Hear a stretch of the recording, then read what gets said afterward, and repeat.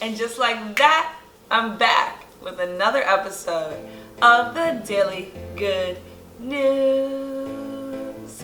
What's up, everybody? It's your girl Jessica, aka JR, and I am your host of the Daily Good News.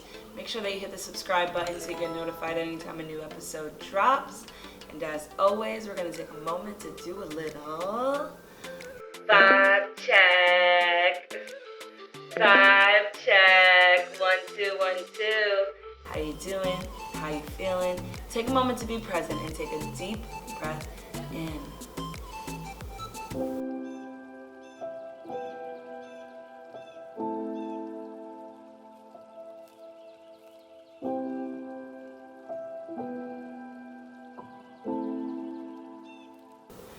Are you ready? Because it's time for some good news.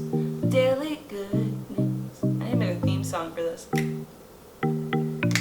First good news story of the day, I want to head over to Mississippi, where lawmakers have just done something very historic. Mississippi lawmakers have voted to retire their state flag, which has the Confederate symbol on it. Now, Mississippi was the only state still using the Confederate symbol in their flag. In 1861, Mississippi became one of 7 Confederate states.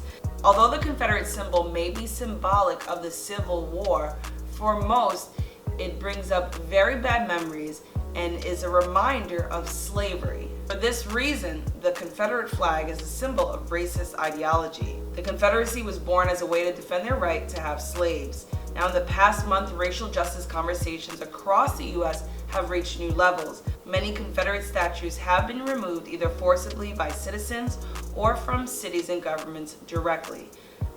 Mississippi is the latest state to make a change and take a stance against racism.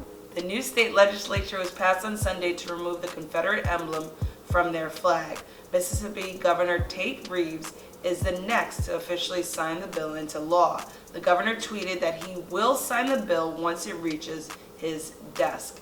The new legislature also establishes a commission to develop a new flag design for the southern state.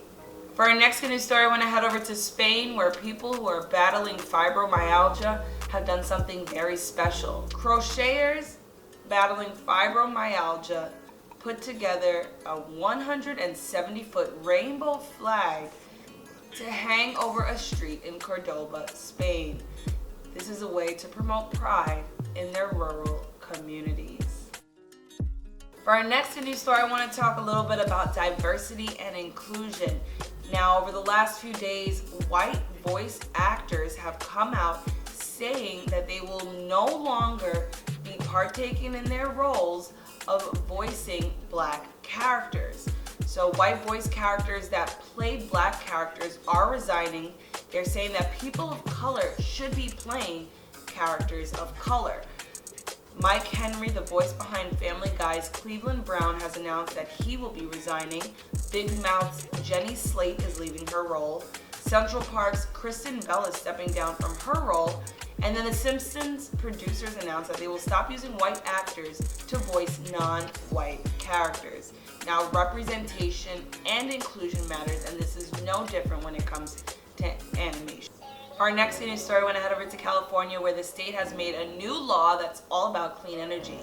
California has passed the world's first clean trucks rule. It's called the Advanced Clean Trucks, or ACT, regulation.